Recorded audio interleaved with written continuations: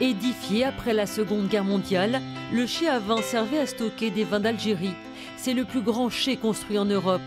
Un bâtiment imposant sans beaucoup d'ouverture, c'est cet aspect qui a donné l'idée d'un casino à l'architecte. C'est un bâtiment, vous le voyez, totalement fermé.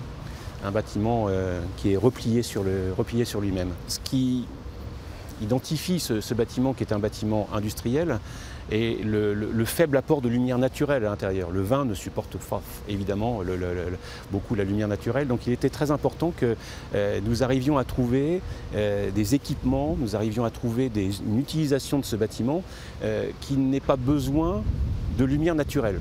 Il n'était donc pas question de construire des bureaux ou un hôtel qui aurait nécessité de faire des ouvertures dénaturant le bâtiment. Pour faire entrer la lumière naturelle, ce sera par le toit, avec une grande verrière surmontée d'un miroir d'eau qui éclairera la nef centrale. Au rez-de-chaussée se trouveront les machines à sous, au premier les jeux de table et la salle de poker. Mais le casino sera accompagné d'autres espaces loisirs.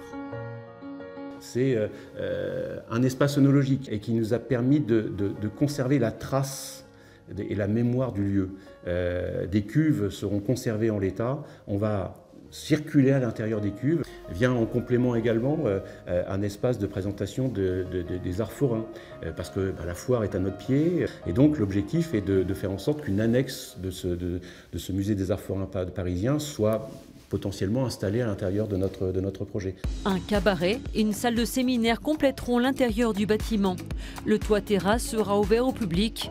Au-dessus, un nuage écrin abritera 2 restaurants, une structure couleur champagne qui se prolongera comme une brume sur un parking. Ce nouveau pôle loisir devrait voir le jour en 2021.